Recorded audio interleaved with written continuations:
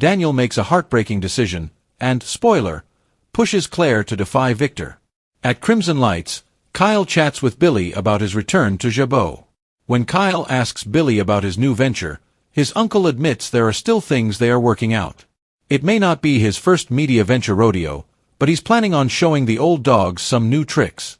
Kyle asks if he's confident he can pull it off. This offends Billy, but Kyle is sincere. He knows that building a company from the ground up is a lot of work. Billy apologizes and they recall their old opposition. Kyle explains he's put his former anger behind him. Victor taught him a few lessons the hard way. He's learned that happiness and trust all start with family. Now is the time for the Abbotts to stick together. Kyle knows that Billy got a raw deal from his mom and Victor and wishes him all the best. Even if it is with Phyllis, he adds, reminding him she was his mother-in-law. Billy is confident she's loyal to the bone. Kyle can concede that and wishes him the best again. Daniel stuns Phyllis. Phyllis hurtles into the athletic club and practically pounces on her son, who can see she's in full form again. She says she's ready to brainstorm and to create the wow factor. He wonders how many coffees she's swallowed so far. She gushes about them soaring to bigger heights now that she doesn't have psychos after her. Her son wonders if she's really ready for this. Maybe she could use some time to center herself? Phyllis doesn't want to take a vacation just so she can listen to people mispronounce her name. She wants to take action, and she's so excited to have her son by her side. Clearly, he's a lot less excited. Daniel tells his mother it's nice to see her happy about something other than hellfire and retribution. He's sure the business could be exactly what she needs. "It's ours," she insists, sure this is the best thing to get him out of his grief. Billy joins Daniel and Phyllis and backs her up, saying Abbott Communications is ground zero for something amazing, but he quickly gets the impression that Daniel may no longer be on board. Phyllis insists her son simply needs to get the lay of the land so he can figure out how to showcase his talents.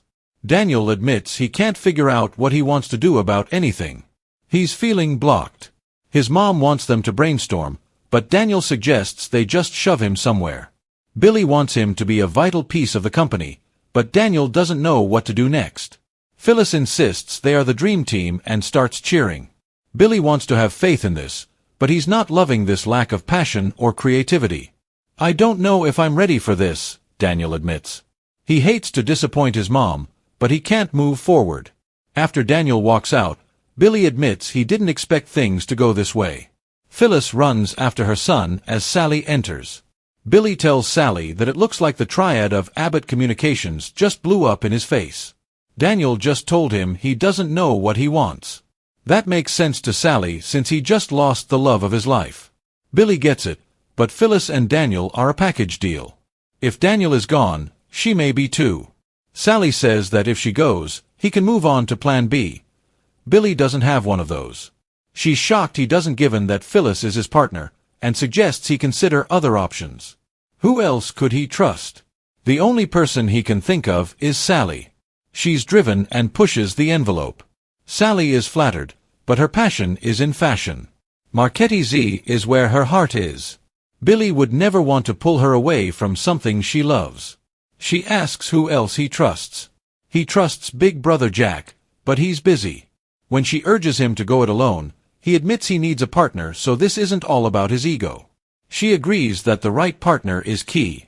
She'll admit that Phyllis is loyal and explains that she came to her with her concerns about Dumas. The redheads agreed that the mystery man cannot be trusted. Daniel admits he's feeling lost. In the park, Daniel tells Phyllis he can't see what she wants happening. He doesn't know what he wants in life or business. He just doesn't want to disappoint her.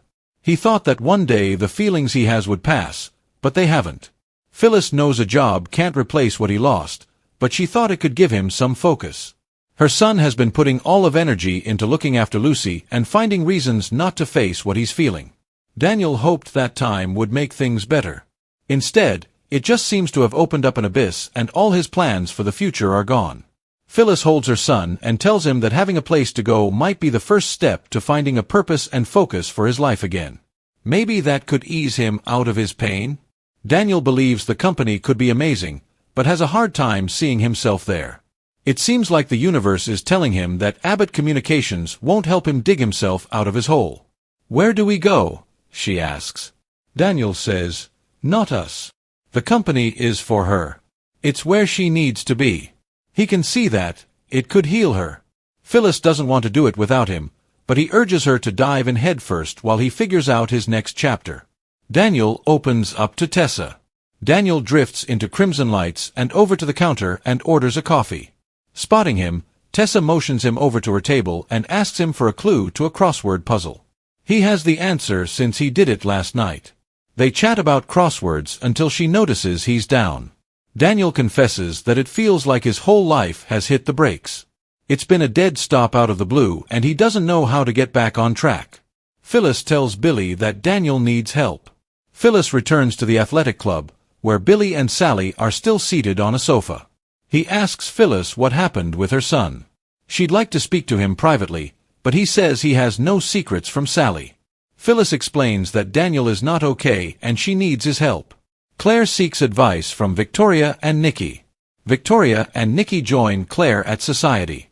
They crowd around Nikki's phone to look at all the latest photos sent by Christian and Nick in London. Victoria and Nikki are taken aback when Claire suddenly announces that Kyle has asked her to move in with him. Nikki concedes that it makes sense since it's hard for them to find time for each other. "To be honest, I think that it's too soon," Victoria declares. It's a life-changing choice and she thinks it would be better to take things slowly so the relationship is on solid ground. Besides, Victor is on a rampage and this would be like throwing gas on a fire.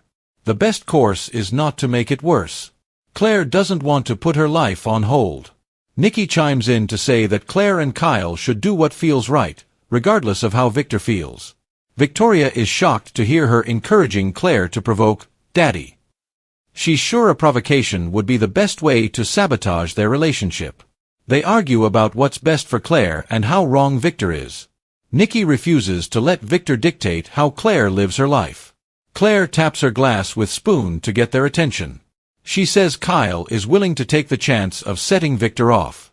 It may be naive of her, but she's still hoping that her grandfather will eventually be able to see what a good man Kyle is. Victoria points out that he already knows that, but it takes a back seat to his obsessive grudge against Jack. Claire is hoping Victor will.